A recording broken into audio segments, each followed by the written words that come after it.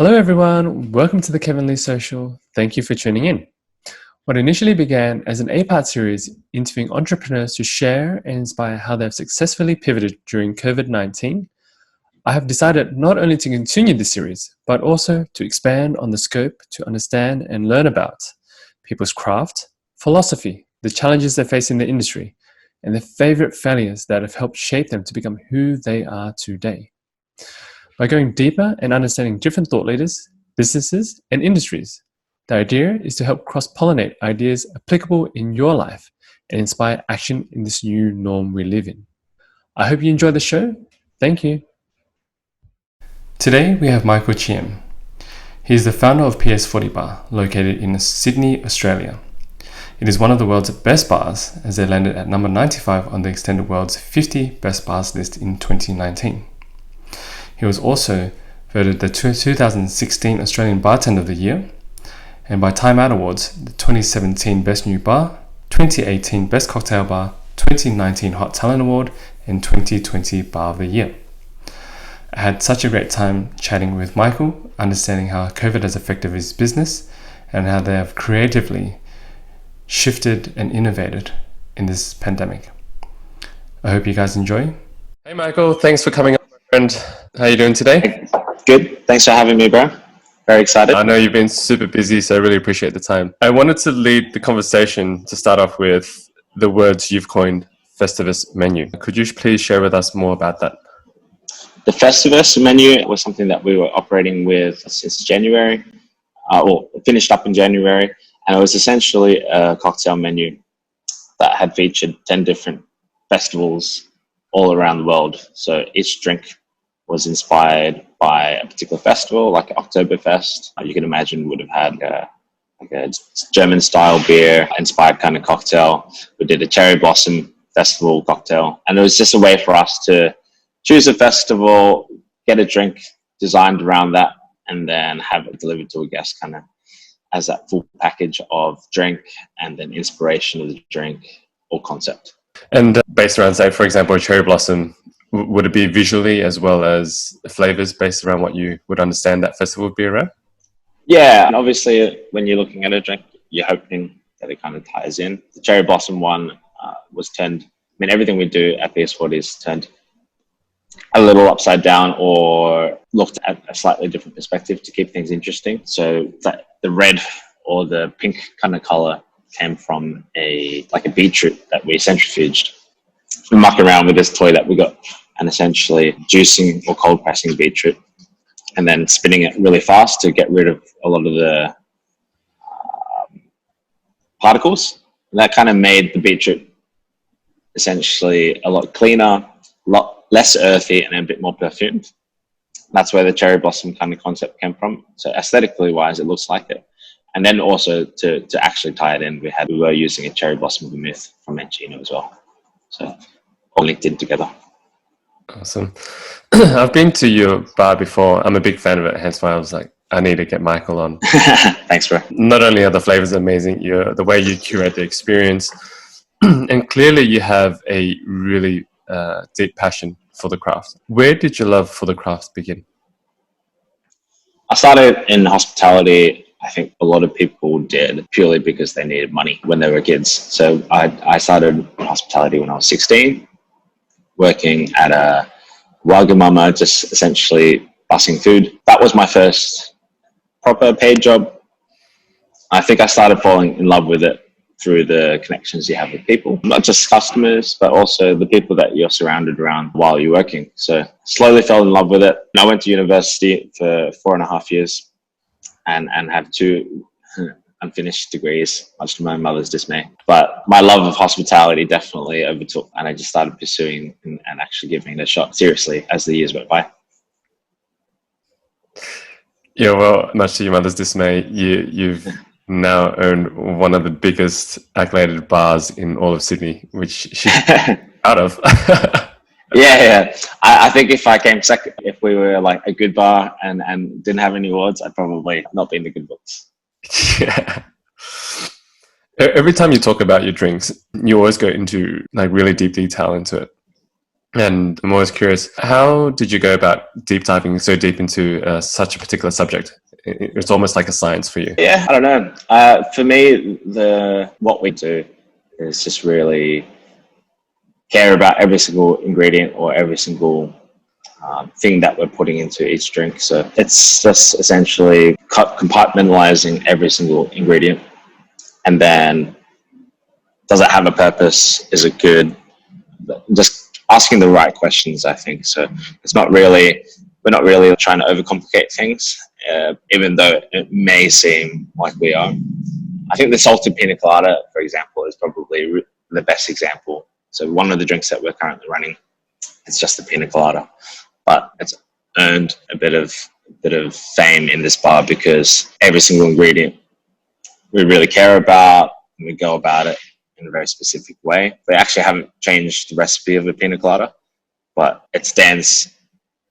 I feel like it stands as a original PS40 drink, even though it's a classic cocktail. Just to go a bit deeper into what you just shared, I'm curious about your thought process. So, for example, if we were to say start with the theme of a drink or this, like your take on a pina colada, if you start from the drink and then you work your way backwards, how do you go through that thought process of deconstructing and then creating? There's no set methodology.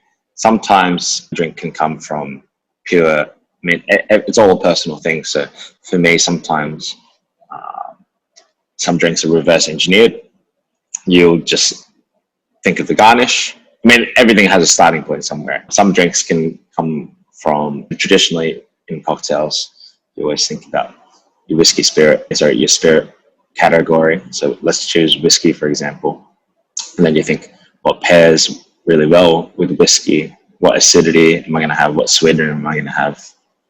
And then you almost basically have a cocktail. And then you think, okay, what glass am I going to serve it in? So that's a very traditional way of coming up with a drink, and is pretty much the most important thing for a lot of younger bartenders to learn, just that matrix in a sense.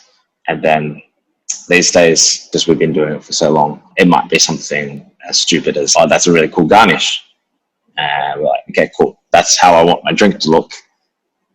And then you work your way back from there. So it's like, drinks can come from anything really in terms of inspiration and starting points. So sometimes now for me, I'm starting to look at more aesthetics of drinks and then try to tie in beverage. So I think aesthetics are quite important. And then for other things, one of our most famous drinks is the Africola.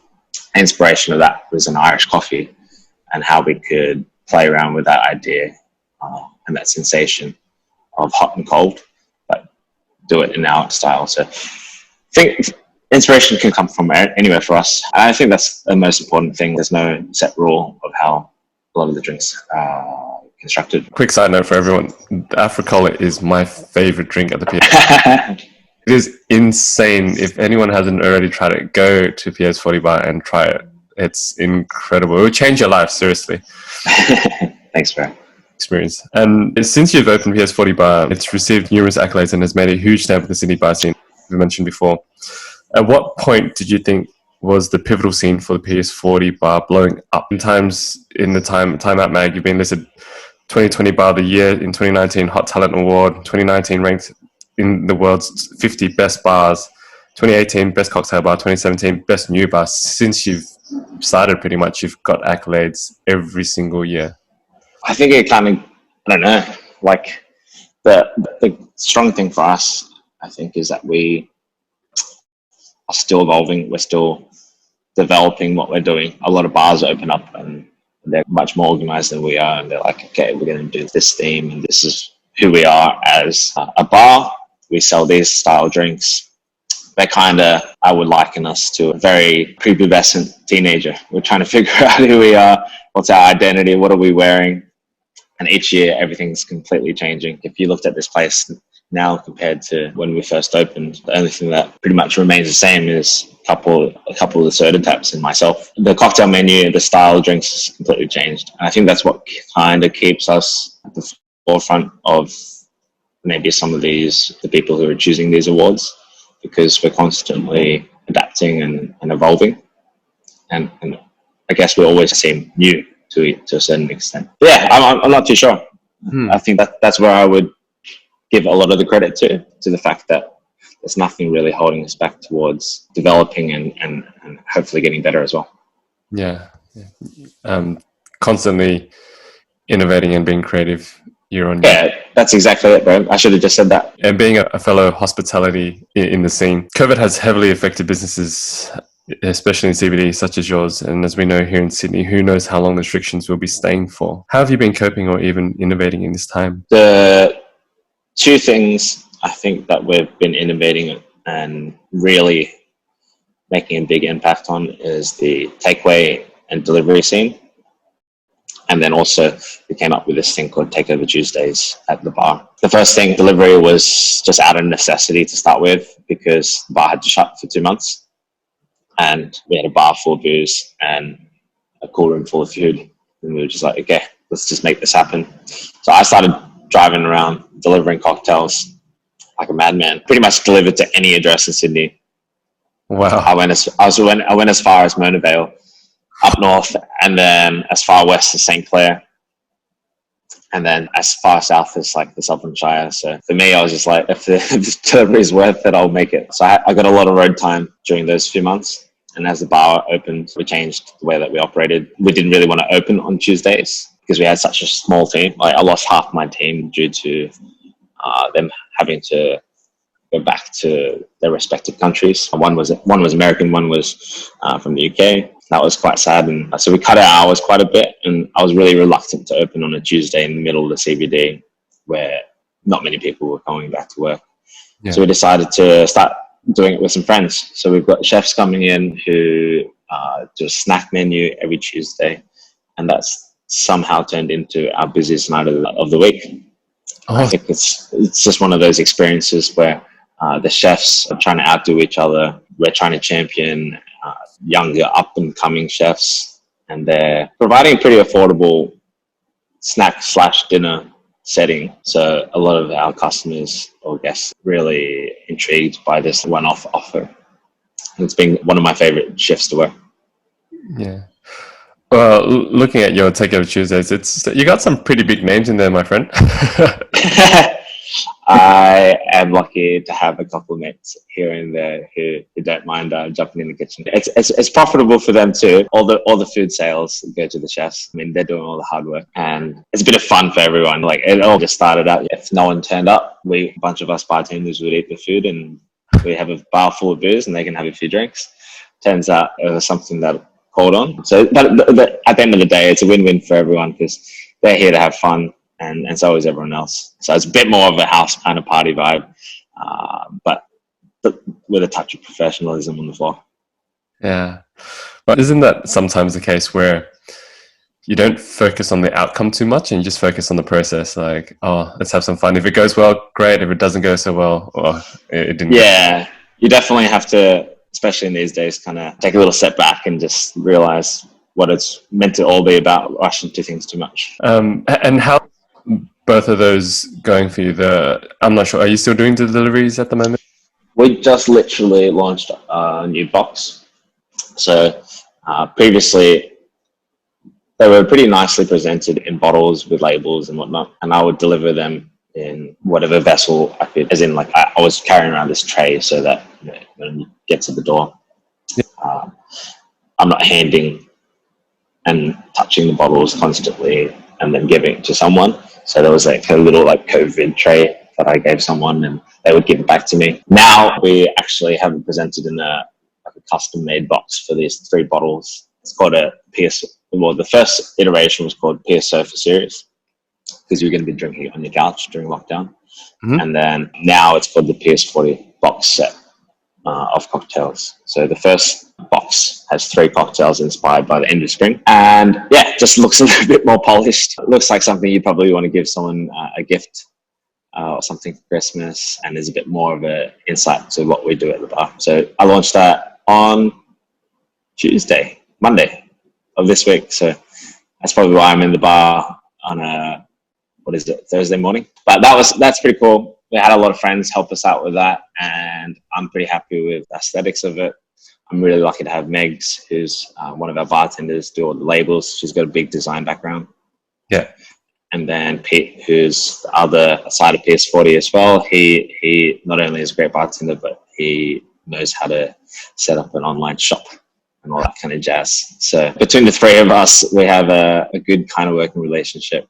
We're, what's the saying? Aces in their places. Awesome. Keeping it all in-house. Yeah, man. Exactly.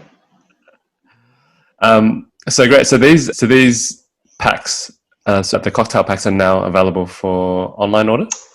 Yeah, so they're available online. Just buy them through a shop. It's not exactly like the Uber Eats where you get your drink that day exactly, but we're aiming to get the packs to people pretty quickly, depending on where you are. And yeah, I think I've got 100. So 100 of that particular series. And then after we sell out of those, hopefully it'll be onto a different themed box set. Awesome. So Christmas presents, get ready, everyone. Place some orders. Support local businesses. Yeah, exactly. You know, as I mentioned before, I've been to the bar a couple of times. One of my good friends is also a good friend of yours. I've observed you at the bar, and you're such a great connector. Clearly, incredible skills and knowledge in your craft. In your opinion, what elements do you think a great bar in your eyes should possess beyond a cocktail list and good service? Cocktail list and good service is getting you getting you very far in the business kind of game. I think the other ones that are really important, and in no particular order, would be probably the lighting, the music, and the furniture. And that's something that I think a lot of bartenders, especially myself, struggle with sometimes.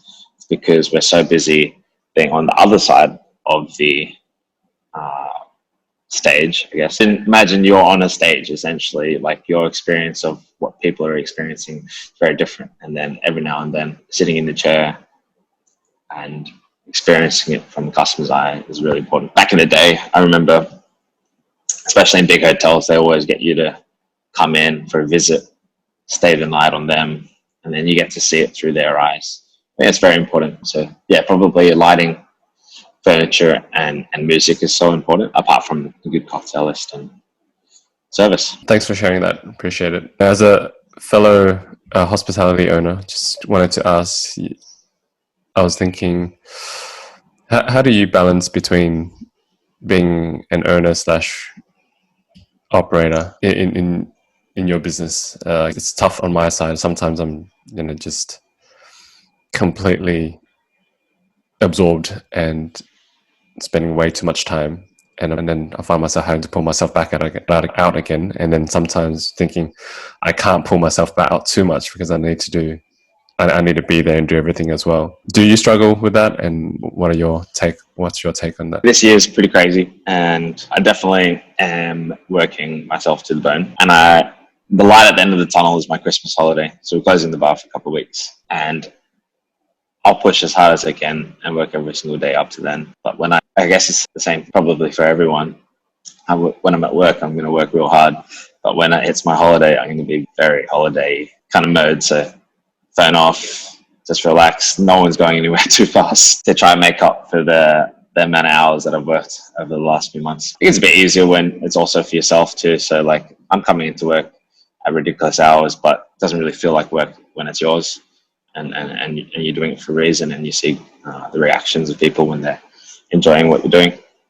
Other ways of balancing it probably for me is making the most of any time off you have. So like those little small windows, making sure that they're actually quality times of time off rather than a mismatch of, like, for example, if you're catching up with a mate for coffee and a bunch of emails from work are coming through, I'm definitely not checking that. I'm making sure that time I have off with my friend, whoever it is 100% time off. So more quality, and then we'll work on the quantity thing next year. It has been such a crazy year. Even from my side, we rebranded and we did like a whole thing, and I've been working so much trying to get that up and running as well. Fortunately, it seems to be working, which is great. But yeah, I won't be taking a break for Christmas or New Year's. Man, it's always so inspiring to hear other people's story and even with yourself, you've got such a cult following as not just the PS40 brand, but as MC Michael Chiem as well. Thanks, bro. And we're just reaching the tail end of the podcast, so I just wanted to ask a few little short questions. Like, did you prefer to read or watch movies? Which of the two? Well, as a kid, I read a lot. I can't remember the last book I read that wasn't a cookbook. So it's been a while since I've read an actual book that doesn't involve cooking. So that's a good insight into my spare time at home. You love to cook? I love to cook, and the only thing I'm reading these days is cookbooks. Yeah. And so I would definitely say movies over reading. If that's the case, which 2 cookbooks would you recommend? Ooh. 2. Which 2 cookbooks? Anything written by Thomas Keller is really good. I think he's a chef that has a lot of patience and is very good at describing why things work so well and why he does things a certain way. Thomas Keller book.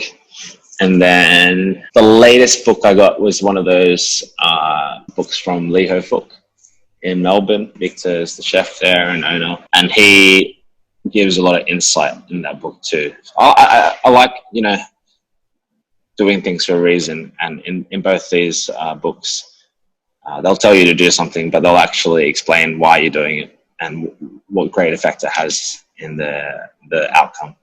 I think that's what really gets me. Yeah. Since you love cooking so much, have you ever worked as a chef before? Or have you? No, definitely not. A lot of people close to me know that if you're coming over for lunch, I expect to serve up at dinner. But that's what I try to get a few drinks into everyone before they get the food, so it tastes really good. And if you could only send one single line of SMS text to yourself 5 years ago, what would it be? Probably invest in Tesla.